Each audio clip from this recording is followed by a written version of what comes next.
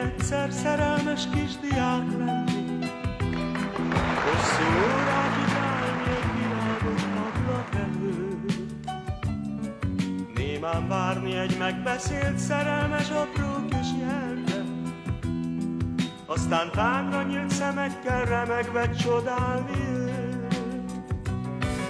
Újra szeretném hallani becéző biztató hangját, olyan jó lenne érezni arcomon sejmes haját.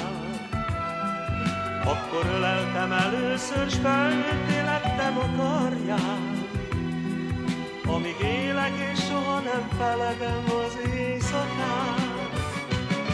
Lady Laura, kísért egy kép, Lady Laura, ölelj át egyszer, Lady Laura, úgy, ahogy akkor, Lady Laura. Lady Laura, kísért egy kép, Lady Laura, ölelj át egyszer, Lady Laura, úgy, ahogy akkor, Lady Laura. Sokszor gondolok rád és a felhőtlen kamaszkoromra, tőled tanultam szeretni, boldogá tenni egy nőt. Puha válladra hajtottam fejem és álmokat szőttem, mindig szívesen idézem vissza én azt az időt.